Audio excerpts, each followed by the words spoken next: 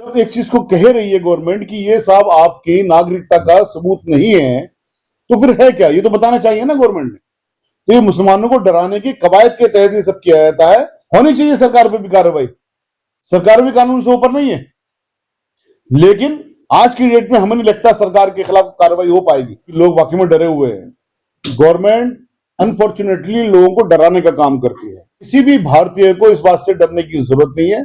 हालांकि भारत की सरकार का जो नोटिफिकेशन है ये भ्रामक है, लोगों के अंदर डर पैदा करता है। लेकिन मैं आपको रेस्पॉन्सिबिलिटी के साथ बता रहा हूं, किसी को भी ना डरने की जरूरत है ना घबराने की जरूरत है। Hi everyone, this is Arabic, a unique restaurant blending the rich flavors of Arabic, Turkish and Mughlai cuisines. And yes, we are going viral for our kunafas. Soft, creamy, crispy and the best you'll find in Delhi. But that's not all.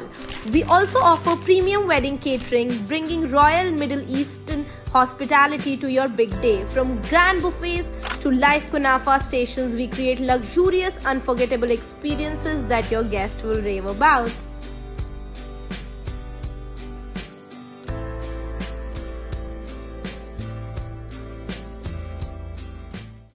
Government of India ने एक notification जारी किया कि साहब passport आपका कोई citizenship का कागज नहीं है, कोई सबूत नहीं है।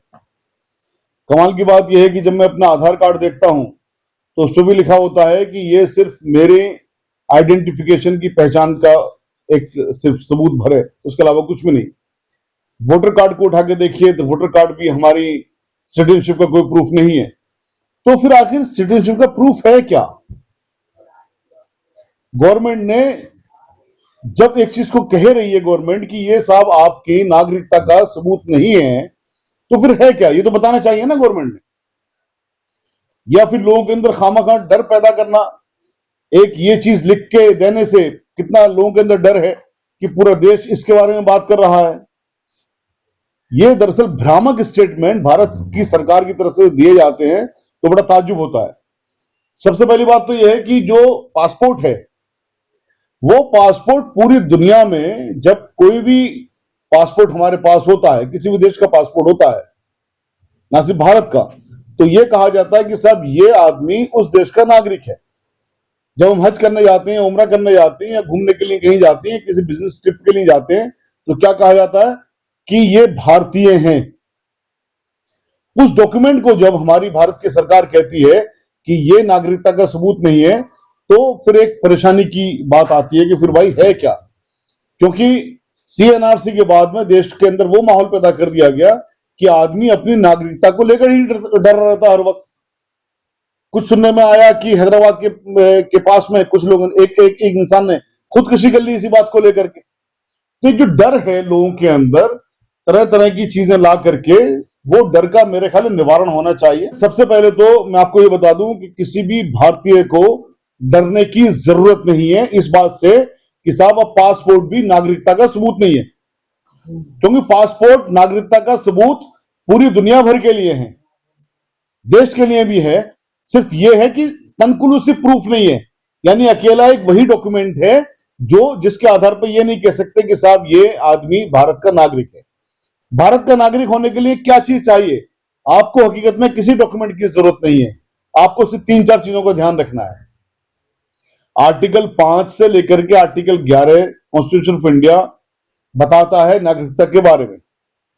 जो लोग भी 1987 1 जुलाई तक पैदा हुए इस देश के अंदर, उनके मां बाप कहीं भी पैदा हुए थे, चाहे कहीं के भी थे, उससे मतलब ही नहीं है। तो जो भी इंसान 26 जनवरी 1950 से लेकर के 30 जून 1987 तक पैदा होता है, वो भारत का नागरिक माना जाएगा, वो भारत का नागरिक है। यह है नागरिकता का सबूत। पासपोर्ट नहीं है, आधार नहीं है, वोटर कार्ड नहीं है, लेकिन यह सबूत है कि वो भारत में पैदा हुआ। उसके बाद में क्या हुआ कि साहब 2004 तक, 1987 से लेकर के 2004 तक, अब उसमें से क्या है कि किसी भी एक पेरेंट का 3 दिसंबर 2004 तक मां बाप में से कोई भी अगर एक हिंदुस्तानी होगा, उसके पास में सर्टिफिकेट होगा, हिंदुस्तान में पैदा हुआ था वो, तो उसके बच्चे भी भारत के नागरिक माने जाएंगे। यानी कि 87 तक क्या है कि उसके माँ बाप कहीं के भी हैं, कोई फर्क नहीं पड़ता। 87 से 2004 तक क्या है, 2004 तक 3 दिसंबर 2004 तक कि उसमें से एक पेरेंट का भारतीय होना जरूरी है। और उसके बाद में क्या कर दिया फिर कि साहब अब दोनों पेरेंट का भारतीय होना जरूरी है।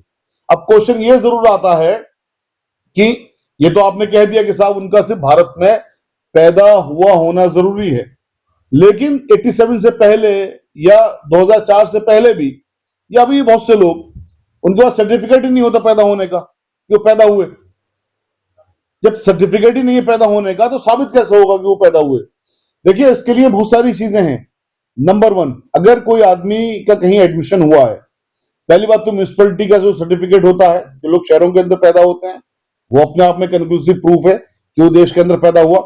यानी कि आपको देश का नागरिक साबित करने के लिए सिर्फ क्या करना है, 87 तक ये साबित करना है कि आप देश में पैदा हुए। 87 के बाद में 2004 तक ये साबित करना है कि मैं तो देश के अंदर पैदा हुआ, मेरे माँ या बाप में से भी एक आदमी देशी था, भारतीय था, और उसके बाद में दोनों। और ये भी आपको पूछने नहीं जा रहा, क्योंकि ये जो चीज है कॉन्स्टिट्यूशन के अंदर जो प्रावधान है, जो भी लोग देश के अंदर हैं वो सब भारतीय हैं, until unless the government of India उनको कोई नोटिस देके ये ना कहे कि साहब आप भारतीय नहीं हो, साबित करो। ये साबित करने की बात भी तभी आती है। ये नहीं कि अब मैंने अब यहां पर एक इंटरव्यू दिया या लोगों ने मेरी बात सुनी, वो फौरन अपने सर्टिफिकेट बनवाने निकल पड़े, कोई जरूरत नहीं है भाई। आपको जब भारत की सरकार पूछे, किसी को ये कहे कि आप भारत के नागरिक कैसे हैं, साबित करिए, तब आपको ये काम करने हैं, वरना आप भारतीय नागरिक हैं, ये एक प्रिजम्पशन है। किसी भी भारतीय को इस बात से डरने की जरूरत नहीं है। हालांकि भारत की सरकार का जो नोटिफिकेशन है ये भ्रामक है, लोगों के अंदर डर पैदा करता है, लेकिन मैं आपको रेस्पॉन्सिबिलिटी के साथ बता रहा हूं, किसी को भी ना डरने की जरूरत है ना घबराने की जरूरत है, क्योंकि जो भी देश के अंदर पैदा हुआ है वो भारतीय है। सिटीजनशिप अमेंडमेंट एक्ट 1955 के मुताबिक, भारत के संविधान के मुताबिक, इसलिए किसी को कोई डरने की जरूरत नहीं है जरा सी भी। आज की जो पीसी आउट जो की गई है उसका मकसद सिर्फ और सिर्फ ये था कि मैंने लोगों को देखा कि लोग डरे हुए हैं बहुत ज्यादा। एक साहब की खुदकुशी करने की खबर सुनने में आई, हैदराबाद के पास में किसी ने खुदकुशी कर ली इसी बात को लेकर के। तो मेरा फर्ज ये बनता है कानून के जरिए, कानून के मुताबिक जो सही रास्ता है, जो सही चीज है, जो सही बात है, बिना किसी डर खौफ के मैं लोगों को बता सकूं, और मैंने शायद वो अपना काम पूरा किया है। किसी का इस बात में कोई सवाल है तो मुझे कभी भी फोन कर सकता है, कभी भी हर तरह की मदद करने के लिए हम तैयार हैं। किसी भी भारतीय को डरने की जरूरत नहीं है। आप कह रहे हैं किसी लोगों को डरने की जरूरत नहीं है, लेकिन गवर्नमेंट ऐसा बयान क्यों देती है कि लोग डर जाते हैं, सहम जाते हैं? एक वकील होने के नाते क्या आपको नहीं लगता कि गवर्नमेंट को कटघरे में लाना चाहिए कि तुम लोगों को क्यों डरा रहे हो, क्यों धमका रहे हो? ऐसा कोई लीगल एक्शन गवर्नमेंट के खिलाफ ही हो सकता है? इस तरह की बातें बोल के आप क्यों लाखों लोगों को परेशान करते हैं? बहुत अच्छा सवाल है आपका कि लोग वाकई में डरे हुए हैं। गवर्नमेंट अनफॉर्चुनेटली लोगों को डराने का काम करती है, क्योंकि भारत की जो सरकार है, अब इस डर को आप अगर CNRC के पास में और लेके जाओ, जो उन्होंने कहा था कि साहब जो बांग्लादेश, पाकिस्तान और अफगानिस्तान के हिंदू हैं उनको नागरिकता दी जाएगी, मुसलमानों को नहीं दी जाएगी। तो ये जो डर है, ये जो डर फैलाया जाता है, ये उसके साथ में जो जोड़ के देखा जाता है, तो डर किसको होगा? उससे खाली मुसलमानों को। और ये ही डर इनकी राजनीति का आधार है। ये मुसलमानों को डराने की इनकी राजनीति है, बेसिकली यही इनके मुताबिक इनके हिंदू वोटर को खुश करती है। हालांकि मेरा ऐसा मानना नहीं है, क्योंकि मेरा मानना यह है कि इनको वोट अभी भी 20 से 25% आते हैं, बाकी ये लोग वोट चुरा करके अपनी सरकार बना लेते हैं। तो इनको डर ये है कि इनकी जो 20-25% वोट आते हैं वो भी शायद इनको नहीं आएंगे अगर ये मुसलमानों को डराना बंद नहीं करेंगे। तो ये मुसलमानों को डराने की कवायद के तहत ये सब किया जाता है। बड़े अनफॉर्चुनेट बात है कि सरकार जिसका काम है हर नागरिक को सम्मानजनक उसको जीवन उपलब्ध कराना, ये मुसलमानों के अंदर डर भरने का काम करते हैं डिफरेंट तरीके से, डिफरेंट ओकेजन्स पे। जैसा कि आपके सवाल से भी है कि लोग डरे हुए हैं, तो डर किसको लगेगा? अल्टीमेटली प्रावधान उन्होंने कर दिया कि हिंदुओं को तो हम देंगे सब नागरिकता, तो डर खाली मुसलमान को लगेगा। तो इसलिए ही मैंने आपसे ये बात कही है कि किसी को डरने की जरूरत नहीं है। ये सरकार का भ्रामक स्टेटमेंट है, लोगों को डराने के लिए स्टेटमेंट दिया गया है।